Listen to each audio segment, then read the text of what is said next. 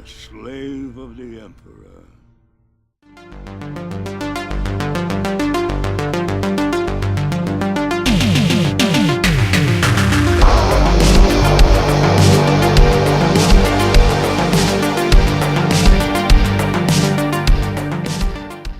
So we are talking about the movie The Veil. This one directed by Brent Ryan Green. This is also known in the UK as Barbarian, Rise of the Warrior. Now, just to be clear, we're talking about the 2017 movie called The Veil. There was a 2016 movie that starred Jessica Alba, I think it was. This is not that movie. This is actually a kind of fantasy movie, a medieval fantasy movie. The story here basically is a kind of a world where these kind of these tribal clans, and they're clashing. It's a clash of clans. Look at that, and it focuses on this one particular character from this kind of this tribe, and he's wounded in a mission, and he's ultimately kind of left for dead. But he kind of meets up with this other group of people basically who are of a more peaceful tribe, and that they kind of take him in. And he ends up kind of teaching them the ways of war, teaching them how to be warriors. And within this clan itself, there's kind of rivalries and kind of like sort of things going on. There's this kind of like this princess, basically, who's got ideas, and kind of the leader of the clan's got other ideas, for example. And it ends up, obviously, in pretty much a showdown. So that's what I'll say about this film. So first of all, what did I like about this film? For me, I thought that the strongest thing is the kind of the visual style here. I did like the kind of the set design and the kind of the props and the settings and all that sort of stuff. I thought the costume design particularly was quite good.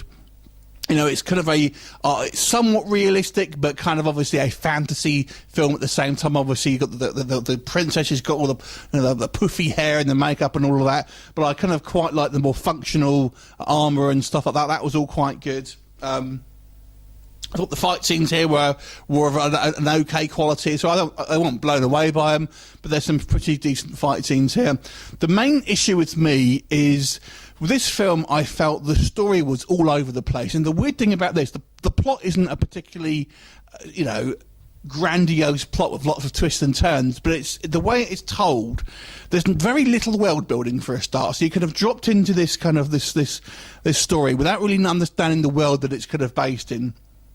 You don't really get any kind of character building as such. They try and do a bit, but it doesn't really work, in my opinion. And you don't understand people's motivations. People just seem to do things with no real motivation. As the story progresses, you just don't know why people are making decisions, and the plot is going in a particular direction, and why people change so much. So to me, the story narrative really wasn't all that well written, and like I said, the plot isn't a complex plot. So that's why it's even so outstanding, because even a basic plot is still made overly complicated and kind of convoluted and confusing. So that was a real kind of disappointment, to be honest, because it made the film somewhat kind of unwatchable to a certain degree. So although I kind of quite like some visual aspects of this film, plot-wise, I thought it was a bit of a mess. So I'll be honest with you, I didn't really kind of enjoy this film too much. It was just too much of a slog to sit through. Some of the actings are kind of a little bit cheesy as well in places. It looks nice and it's pretty, and there's kind of good costumes, good sets and stuff. I mean, it's mostly shot exterior, but it's just a bit of a boring film to sit through because it just doesn't hold your interest. So 4.5 out of 10 for me. Have you seen it? What did you think of it? Leave me a comment and I'll look forward to seeing you next time. Bye for now.